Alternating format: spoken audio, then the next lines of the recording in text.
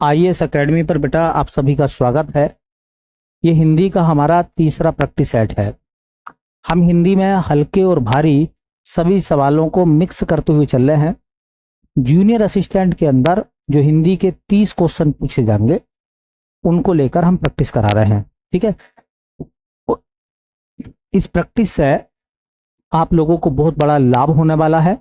क्योंकि बहुत सारे सवाल इसी टाइप के आपको देखने के लिए मिलेंगे। ठीक है, तो बिना देर किए चलते हैं फिर पहले सवाल की तरफ। और पहला सवाल कुछ इस तरह से है, वह आया है इनमें से किस काल का उदाहरण है। वह आया है किस काल का उदाहरण है। ठीक है, तो पूर्ण वर्तमान का, तात्कालिक वर्तमान का, सामान्य वर्तमान का, संदिग्ध वर्तमान का, या इनमें से कोई नहीं। ठीक है, तो सही आंसर क्या लगेगा बेटा इसका, वह आया है। जैसे लिया है, दिया है ना, चुका है, चुकी है। हम इस तरीके की जो बात करते हैं, आया है, गया है, तो वो किस में आते हैं बेटा, वो आते हैं पूर्ण वर्तमान में।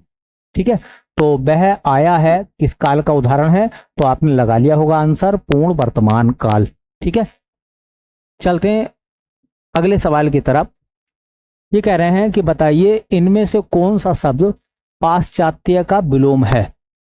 पाश्चात्य शब्द का विलोम बताना है उल्टा। पहला है पौर्वात्य, दूसरा है शाश्वत, तीसरा है पूर्ववर्ती, डी में है विदेशी, और ई में है इनमें से कोई नहीं। लगाइए अपना आंसर, आंसर लगाइए और आंसर लगा के अपनी कॉपी में उसको नोट करिए, आपकी हिसाब से कौन सा ठीक है। बाद में मैं आपसे पूछूंगा या कमेंट करके आप बता सकते हैं कि आपके 30 में से कितने सवाल सही हुए हैं। आज 30 में से कितने सवाल आपके सही हुए हैं ये आपको बताना है, कमेंट करके बताना है अगर क्लास पढ़ते हैं तब। कह रहे हैं कि इनमें से कौन सा शब्द पाश्चात्य का विलोम है। सब बच्चों ने आंसर लगा दिया होगा। ऑप्शन नंबर ए पौर्वात्य है। हम कह सकते हैं कि पौर्वात्य का जो विलोम होता है बेटा वो होता है पाश्चात्य। ठीक है, शाश्वत का विलोम होता है नश्वर, पूर्ववर्ती का विलोम होता है अनुवर्ती,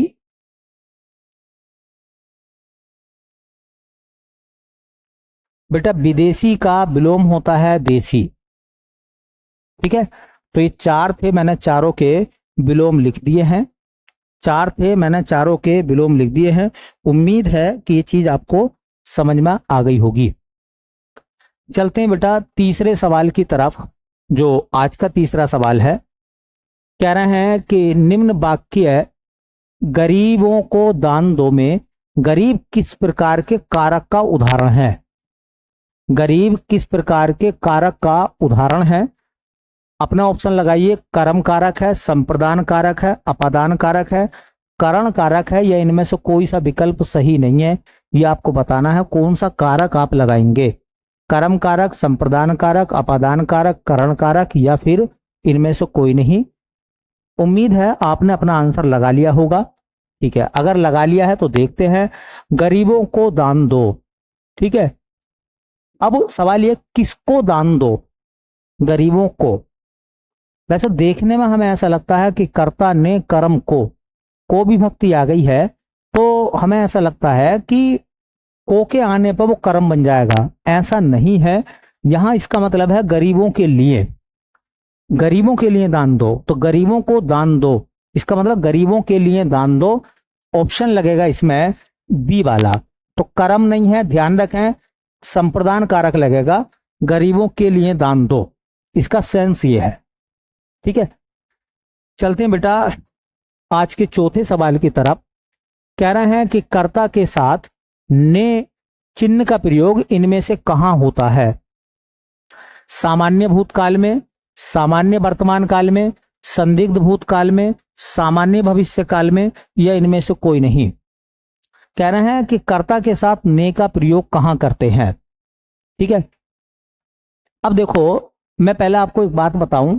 एक चीज आपने सुनी होगी, एक वाक्य खूब सुना होगा। वाक्य ये सुना होगा आपने कि राम ने रावण को मारा। राम ने रावण को मारा। ठीक है, या हम कहें कि श्याम ने आम खाया। ये दो वाक्य आप देख लीजिए, इनके काल आपको पता होंगे किस काल के वाक्य हैं। ठीक है, तो देखो, राम ने रावण को मारा, श्याम ने आम खाया, ये दोनों वाक्य जो हैं वो सामान्य भूतकाल के हैं। इसका मतलब ये हो गया कि कर्ता के साथ में ने का प्रयोग हम लोग जो है वो कहां करते हैं, वो करते हैं बेटा सामान्य भूतकाल में। ऑप्शन नंबर ए हमारा करेक्ट है। तो सही आंसर लगेगा ऑप्शन नंबर ए। सही क्या लगेगा? Option number A. ठीक है, गीता ने पुस्तक पढ़ी, वो सामान्य भूतकाल। ठीक है, सामान्य भूतकाल। अगला सवाल कह रहे हैं कि दिए गए घी के दिए जलाना मुहावरे का अर्थ क्या है? घी के दिए जलाना मुहावरे का अर्थ क्या है? उत्सव मनाना, अप्रत्याशित लाभ पर प्रसन्न होना, दीपावली मनाना, विवाह करना, या इनमें से कोई नहीं। तो घी के दिए जलाना ये किस मुहावरे का अर्थ होगा? अपना आंसर आप लोगों ने लगा लिया होगा, तो देखते हैं सही आंसर इसका क्या बनेगा बेटा। तो आपने सुना होगा कि घी के दिए जलाए गए हैं, इसका मतलब खुशी मनाना। खुशी मनाना, घी के दिए जलाने का मतलब होता है खुशी मनाना। ठीक है, खुशी मनाना, घी के दिए जलाना। अब ऐसे में उत्सव मनाना, अप्रत्याशित लाभ पर प्रसन्न होना, दीपावली मनाना, विवाह करना, ये तो कोई नहीं है। तो ऑप्शन नंबर हो जाएगा ई, इनमें से कोई नहीं। ठीक है, घी के दिए जलाने का मतलब होता है प्रसन्न होना या खुशी मनाना। ठीक, चलते हैं अगला क्वेश्चन क्या है, देखिए कह रहे हैं कि सवाल नंबर 6 में किस रचना के बारे में प्रसिद्ध है कि इसे पढ़ने के लिए बहुत से लोगों ने हिंदी सीखी? ऐसी कौन सी रचना है जिसको पढ़ने के लिए बहुत सारे लोगों ने हिंदी सीखी थी ताकि वो उस हिंदी की पुस्तक को पढ़ सके? कह रहे हैं परीक्षा गुरु, चंद्रकांता, गोदान, अद्भुत लाश, या इनमें से कोई नहीं।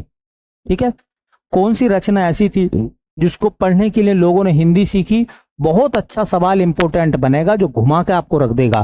ठीक है, तो अपना आंसर लगाइए, ए बी सी डी ई 5 विकल्पों में से कौन सा विकल्प जो है वो आपका ठीक है? 5 विकल्पों में से कौन सा ठीक है? तो बेटा सही आंसर है उसका बी ऑप्शन, चंद्रकांता।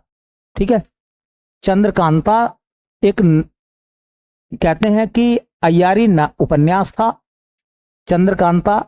और चंद्रकांता, हाँ, चंद्रकांता, भूतनाथ, चंद्रकांता संतति, ये सब लिखे थे देवकी नंदन खत्री ने। देवकी नंदन खत्री, ठीक है, देवकी नंदन खत्री ने इसको लिखा था। ये देवकी नंदन खत्री का अय्यारी उपन्यास है। ठीक है, बहुत अच्छा सवाल बनेगा। और इस नोवेल को पढ़ने के लिए बहुत सारे लोगों ने हिंदी सीखी थी जो हिंदी नहीं जानते थे। ठीक है, चलिए बेटा चलते हैं एक और बेहतर सवाल की तरफ। ये कह रहे हैं छलिया में प्रयुक्त प्रत्यय इनमें से कौन सा है? या, अया, कह रहे हैं वैया, अय्या, या इनमें से कोई नहीं। लगाइए बेटा अपना आंसर, अपना आंसर लगाइए, ए बी सी डी ई कौन सा सही है आपकी नजर में? तो उम्मीद है कि आपने अपना सवाल का जवाब लगा लिया होगा। इया, इसमें इया प्रत्यय बनेगा। क्यों? छलिया, छलिया को लिखोगे तो ऐसा बोलेंगे छलिया, छलिया। तो इया क्या है इसमें? इया इसमें प्रत्यय हो जाएगा, ऑप्शन नंबर ए। अगला सवाल कह रहे हैं उपसर्ग इनमें से कहां जोड़ा जाता है?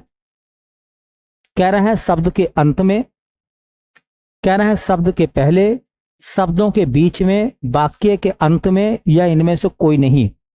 हल्का सवाल है, सब बच्चे इसका आंसर लगा सकते हैं। उपसर्ग कहां जोड़ा जाता है? ऑप्शन ए शब्द के अंत में, ऑप्शन बी शब्द के पहले, ऑप्शन सी शब्दों के बीच में, ऑप्शन डी वाक्य के अंत में, ऑप्शन ई इनमें से कोई नहीं।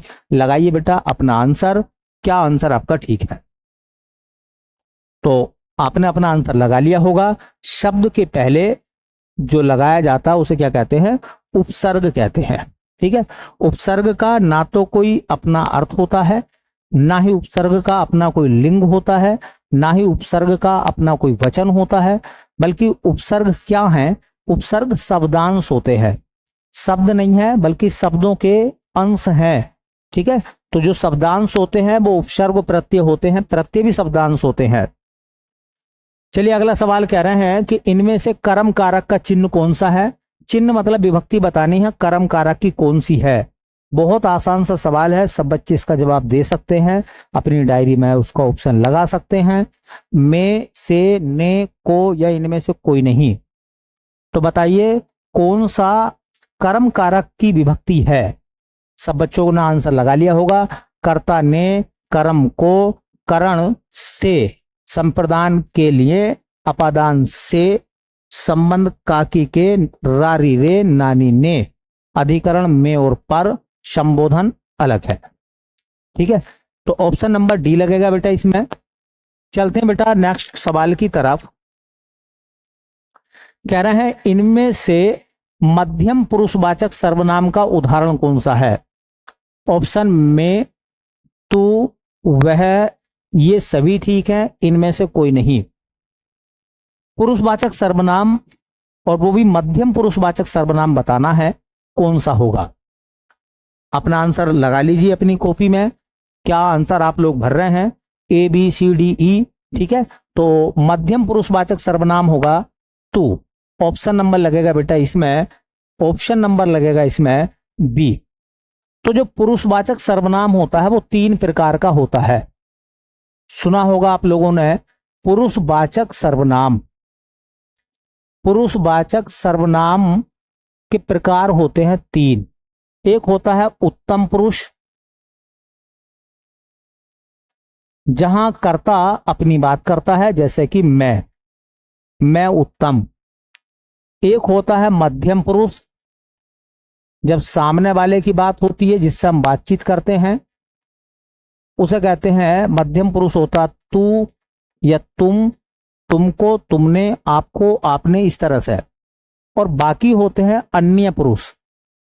अन्य पुरुष वो होते हैं जो ना प्रथम है, मतलब ना उत्तम है ना मध्यम है, जैसे वह, यह, ये, वे, उसका, उसकी, उसने, उसको आप लगा सकते हैं। इस प्रकार से बहुत सारे शब्द मैंने बोल दिए हैं। ठीक है, तो सब बच्चों को पता होगा, तो इसका आंसर लगेगा ऑप्शन नंबर बी। चलिए अब चल रहे हैं नेक्स्ट क्वेश्चन की तरफ। सवाल नंबर 11 में कह रहे हैं कि प्रत्युत्पन्नमति शब्द में कौन सा उपसर्ग प्रयुक्त हुआ है।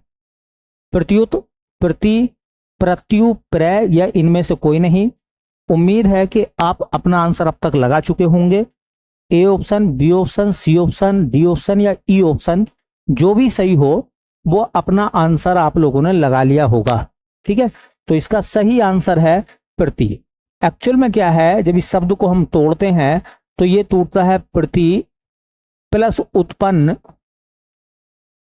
और प्लस मति। उत्पन्न मति, इसका मतलब ये तो हो जाएगा इसमें आने वाला उपसर्ग, और इसी शब्द में लिखा हुआ है मति प्रत्यय, तो इसमें उपसर्ग और प्रत्यय दोनों आए हैं।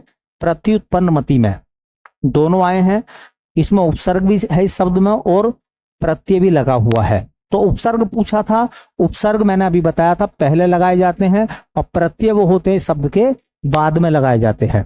ठीक है, तो उम्मीद है ये क्वेश्चन भी आपने कर लिया होगा। चलते हैं, कह रहे हैं कि इनमें से कौन सा शब्द घर का पर्यायवाची नहीं है।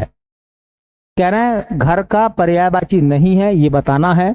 पहले ऑप्शन में है निलय, दूसरे में गृह, तीसरे में गृह, चौथे में आल्य और पांचवें में है इनमें से कोई नहीं। आपने अपना आंसर अब तक लगा लिया होगा। देखिए ए लगाया है, बी लगाया है, सी लगाया है या डी लगाया है या ई लगाया है। 5 विकल्प हैं, तो मैं बताता हूं आपको, अपना आंसर मैच कर लीजिए। इसका सही आंसर है गृह। ये गृह घर का पर्यायवाची नहीं है, ये जो गृह लिखा गया है ये आकाशीय पिंड है। ये क्या है बेटा? आकाशीय पिंड। आकाशीय पिंड गृह होते हैं। निलय का मतलब भी घर है, गृह का मतलब भी घर है, आलय का मतलब भी घर है, निकेतन का मतलब भी घर है ना? ठीक है। और आपने सुना होगा घोंसला भी घर ही होता है, मंदिर भी घर ही होता है। जिसके पास कुछ भी न हो के लिए एक शब्द कौन सा है? जिसके पास कुछ नहीं है, न मान है, न सम्मान है, न धन है, न दौलत है, न घर है, न मकान है, न खेत है, न खलियान है, जिसके पास कुछ ना हो उसे क्या कहते हैं? है ना? विनीत कहते हैं, अकिंचन कहते हैं, दरिद्र कहते हैं, गरीब कहते हैं, इनमें से कोई नहीं। क्या कहते हैं उसको? ठीक है, क्या कहा जाता है उसको बताना है आपको। आपने अब तक अपना आंसर लगा लिया होगा बेटा। ऑप्शन ए ठीक है, बी ठीक है, सी डी या ई ठीक है। तो उसे बोलते हैं बेटा अकिंचन। क्या कहते हैं?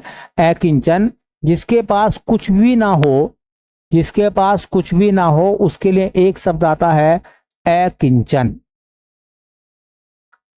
जिसके पास कुछ ना हो उसे क्या कहते हैं? अकिंचन। नोट डाउन कर लेना अपनी डायरी में, एक शब्द इंपॉर्टेंट है अकिंचन, जिसके पास कुछ ना हो। चलिए अगला सवाल लेकर चल रहे हैं। क्वेश्चन नंबर आता है 14। कह रहे हैं अमित शब्द का विलोम क्या होगा? अमित शब्द का विलोम क्या होगा ये बताना है। देखिए, दुर्मित होता है, कुमति होता है, परिमित होता है, सुमित होता है, या ई ऑप्शन है, इनमें से कोई सा सही नहीं है ये बताना है। इनमें से कोई सा सही नहीं है ये बताना है। तो लगाइए, ऑप्शन ए ठीक है, बी ठीक है, सी ठीक है, डी ठीक है या ई ठीक है ना? तो उम्मीद है बेटा जिन बच्चों ने हिंदी पढ़ी होगी उन्होंने अपना आंसर लगा लिया होगा। परिमित। परिमित वो होता है जिसे नापा जा सके, मापा जा सके। इसका विलोम होता है अमित, अमित। ए माने नहीं, मित मतलब मापा। जिसे मापा नहीं जा सकता उसे अमित कहते हैं, और परिमित का मतलब होता है जिसे मापा जा सकता है। चलते हैं बेटा। कह रहे हैं कि लालटेन शब्द इनमें से क्या है? तद्भव है, तत्सम है, देशज है, विदेशज है, या इनमें से कोई सा नहीं है। तो लालटेन शब्द जो है वो किस प्रकार का शब्द है? तद्भव, तत्सम, देशज, विदेशज, या इनमें से कोई नहीं। हल्का सवाल है, उम्मीद है कि आप लोग इसका आंसर लगा लेंगे। ठीक है, तो लगाइए बेटा। Option A, option B, option C या ऑप्शन डी या ऑप्शन ई ठीक है। ठीक है, तो लालटेन शब्द जो है वो विदेशी शब्द है बेटा। कैसा है? विदेशी शब्द है। और विदेशी शब्द वो होते हैं जो दूसरी भाषाओं से हमारी हिंदी में आए हैं। तो लालटेन शब्द जो है वो किस भाषा से लिया गया है? अंग्रेजी भाषा से लिया गया है लालटेन शब्द। लालटेन शब्द को किस भाषा से लिया हमने? तो अंग्रेजी भाषा से लिया गया है लालटेन शब्द। इसलिए चूंकि अंग्रेजी विदेशी भाषा है इसलिए शब्द हो जाएगा हमारा विदेशज। चलते हैं बेटा नेक्स्ट क्वेश्चन की तरफ। सवाल नंबर 16। ये कह रहे हैं कि प्रकृति के सुकुमार कवि किसे कहा जाता है? बहुत इंपॉर्टेंट, बहुत अच्छा सवाल है।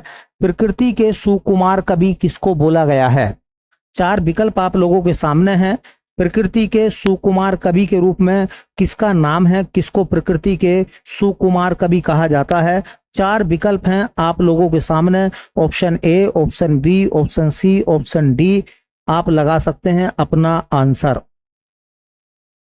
ठीक है, क्या सही है? महादेवी वर्मा, सुमित्रा नंदन पंत, जयशंकर प्रसाद, निराला, या ई इनमें से कोई नहीं। वेरी इंपॉर्टेंट सवाल है बेटा, अगर पेपर में आ जाएगा तो फिर अगर आपको नहीं पता है तो फिर आपको आंसर लगाने में दिक्कत होगी। तो लगाइए अपना answer. Option A, B, C, D, E क्या लगा रहे हैं? तो ऑप्शन नंबर बी इसका सही है। ठीक है, सुमित्रा नंदन पंत को कहा जाता है प्रकृति का सुकुमार कवि। प्रकृति का सुकुमार कवि सुमित्रा नंदन पंत। और इनको क्या कहते हैं बेटा? और इनको क्या कहा जाता है? और इनको क्या कहते हैं? बहुत इंपॉर्टेंट है, आगे सवाल में पूछा जाएगा। प्रकृति के चितेरे कहते हैं। प्रकृति के चितेरे कहते हैं इन्हीं को। प्रकृति के चितेरे कवि इन्हीं को कहा गया है। कोमल कल्पना के कवि कहा गया है। तो इन्हीं को हम बोलते हैं, इन्हीं को कहा जाता है, देखिए प्रकृति के चितेरे कवि, इन्हीं को कहते हैं। और इन्हीं को कहा जाता है कोमल कल्पना के कवि। कोमल कल्पना के कवि, बहुत इंपॉर्टेंट सवाल है। प्रकृति का सुकुमार कवि किसे कहा गया है? तो नाम है सुमित्रा नंदन पंत। सुमित्रा नंदन पंत की एक पुस्तक आई थी, आप बच्चों को पता भी होगा बेटा, उसका नाम था चिदंबरा। इस चिदंबरा किताब के लिए हिंदी का पहला ज्ञानपीठ मिला है इसको। इस किताब को हिंदी का प्रथम ज्ञानपीठ, हिंदी का प्रथम ज्ञानपीठ किस पुस्तक को मिला था? चिदंबरा को। और किसने लिखी थी? सुमित्रा नंदन पंत ने। यह ज्ञानपीठ पुरस्कार कब मिला था? 1964 में मिला था, ठीक है, सॉरी 1968 में मिला था, और 4th नंबर का था। चौथा ज्ञानपीठ पुरस्कार चिदंबरा को मिला था, ठीक है, सुमित्रा नंदन पंत को मिला था चिदंबरा किताब के लिए। इन्हें प्रकृति के सुकुमार कवि, प्रकृति के चितेरे कवि या कोमल कल्पना के कवि भी कहा जाता है। चलिए 17 से 19 तक एक अनुच्छेद को पढ़कर सवालों के जवाब देने हैं हमें। बहुत अच्छा आर्टिकल है, देखिए पढ़ लीजिए एक बार, आप भी आंखें खोल देगा ये आर्टिकल। ये जिंदगी की वास्तविकता को बताने वाला आर्टिकल है, बहुत अच्छा है, आप लोग भी पढ़ा करें, ज्ञानवान आर्टिकल है। देहदान शब्द सुनते या पढ़ते ही सबसे पहला विचार जो दिमाग में आता है वह है मृत्यु अवश्यम भावी है, मौत जरूर आएगी, ये तो निश्चित है। आज नहीं तो कल, कोई पहले कोई बाद में मृत्यु को प्राप्त होता है। कोई जल्दी मर जाता है, कोई देर से मरता है।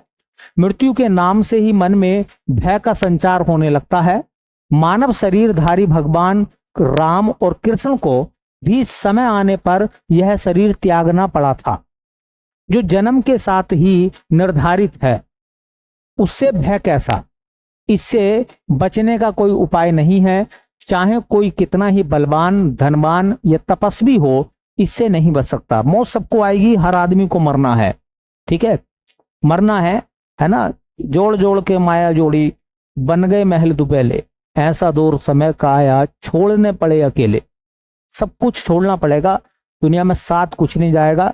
तो कहते नहीं है कि हाँ, कमाइए, अच्छे तरीके से कमाइए, अवैध तरीके से मत कमाइए। मुट्ठी बांधे आया प्राणी, हाथ पसारे जाना है। मुट्ठी को बांध के इंसान का जन्म होता है, और जब मरता है तो हाथ फैले हुए होते हैं, कुछ साथ नहीं जाता। और सबने सुना होगा कि कफन में जेब नहीं होती है, ठीक है। तो सब कुछ जाना ही है, धनवान हो, बलवान हो, तपस्वी हो, सबको मरना है। सारे संसार के पुराण इतिहास इस बात के गवाह हैं कि प्राचीन या वर्तमान विज्ञान कितना ही उन्नत हो गया हो, लेकिन मृत्यु पर विजय हासिल करना एक सपना ही है। मौत को नहीं रोक पाया कोई भी। फिर इस क्षण भंगुर और अंत में राख के ढेर में बदलने वाले शरीर या उसके अंगों को किसी जरूरतमंद के लिए समर्पित कर देने में क्या हर्ज है? कि हम तो एक दिन चले जाएंगे, जैसे आपने सुना होगा कि नेत्रदान लोग करते हैं, ब्लड है ना, डोनेट करते हैं, नेत्रदान करते हैं।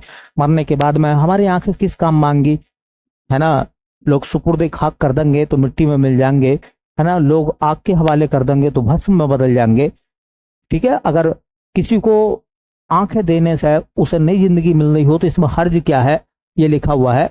और फिर इसे पाने के लिए आपने स्वयं प्रयास नहीं किया है।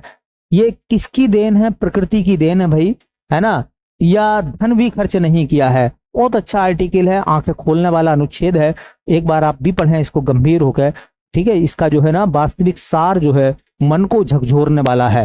ये उन लोगों के लिए है, वो थोड़ी सी आंख खोलें जो है ना अवैध तरीके से लोगों को सता कर परेशान करके और धन संपत्ति जुटा लेते हैं, है ना। तो याद रखें कि पैसा यहीं तक है, वहां तक नहीं है, ठीक।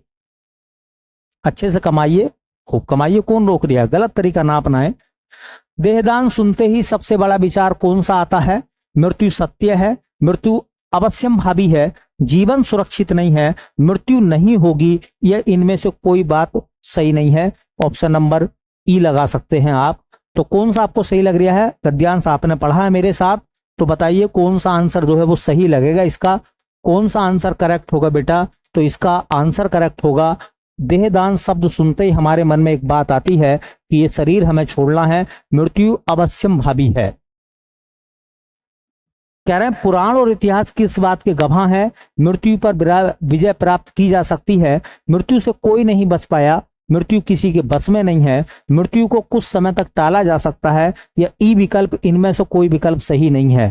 तो इतिहास के, है ना, पुराण और इतिहास इस बात के गवाह हैं कि कोई जिंदा नहीं बचा है, तो मृत्यु से कोई नहीं बच पाया।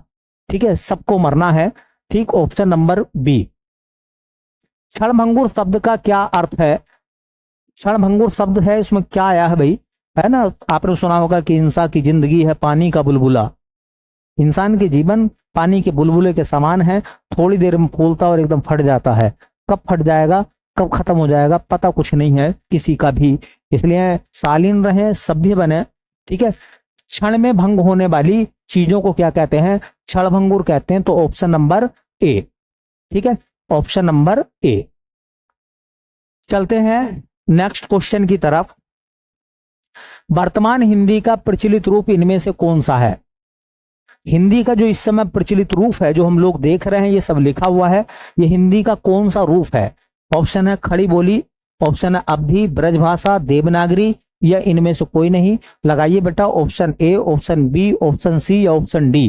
कौन सा ऑप्शन सही है आपकी नजर में? तो ऑप्शन नंबर ए आप लोगों ने लगाया होगा, खड़ी बोली।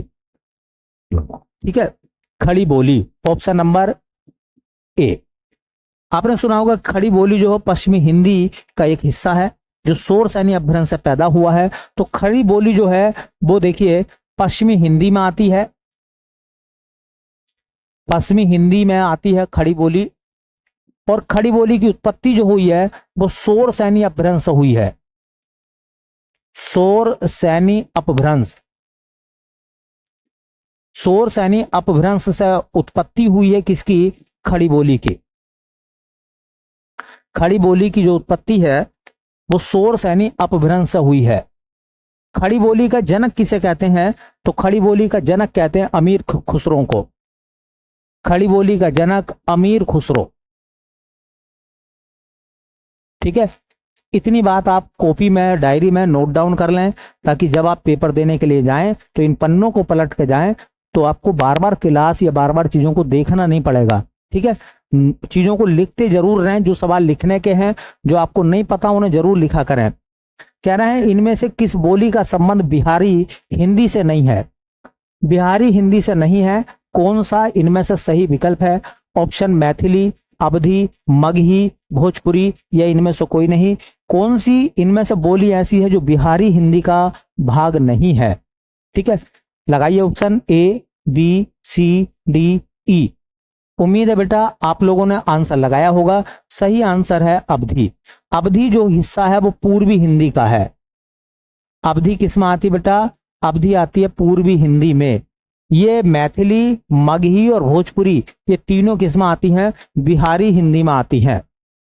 ठीक है, चलिए, कह रहे हैं ऐश्वर्य का विलोम शब्द कौन सा होगा?